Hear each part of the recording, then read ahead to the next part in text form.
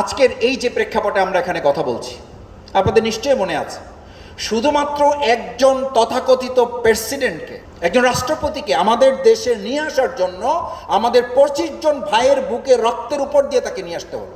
এত বড় দায় কেন নিতে হচ্ছে আমাকে? কেন গুলি চালাতে হলো?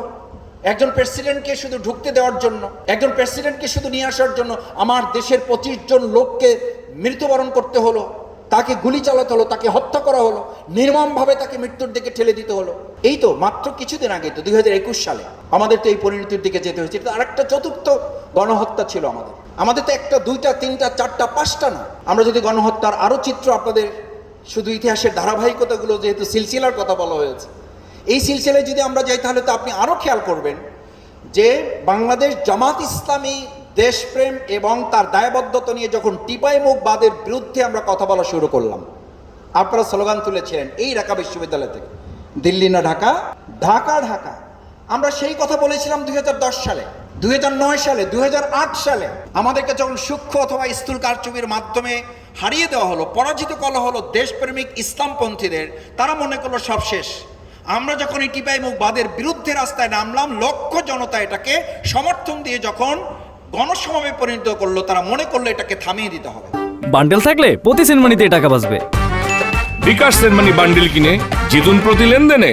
আজকে বাংলাদেশ জামাত ইসলামীর সাবেক ভারপ্রাপ্ত সেক্রেটারি জেনারেল এবং সহকারী সেক্রেটারি জেনারেল এটিএম আজহারুল ইসলামের বিচারিক কার্যক্রমের শুনানি শেষ হয়েছে।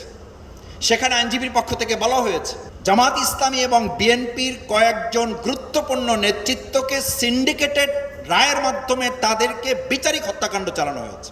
এই হত্যাকাণ্ডগুলো যদি এক জায়গায় করা হয়, এটাও একটা গণহত্যার চিত্র আমাদের সামনে তুলে ওঠে। একটা জাতি, একটা গোষ্ঠী, একটা গোত্র, একটা বর্ণকে, একটা আদর্শকে হত্যা করার জন্য মূলত এই ব্যক্তিগুলোকে হত্যা করা হয়েছে।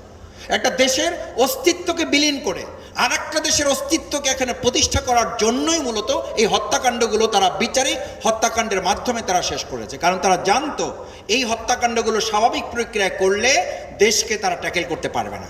সেটা আমাদের জন্য আরেকটা গুরুত্বপূর্ণ হত্যাকাণ্ড শুধু নয়, এটা গণহত্যার আরেকটা প্রেক্ষাপট। 2024 সাল আপনারা যারা আবু সাইদ মুগ্ধের অনুসারী হিসাবে জীবন বাজি রেখেছিলেন, ছাত্র জনতা, কৃষক, শ্রমিক, ভাই বোনেরা, সাংবাদিক, বুদ্ধিজীবী, শিক্ষক, এমনকি ঘরের নারী এবং আমাদের শিশুরা পর্যন্ত এই গণহত্যার শিকার।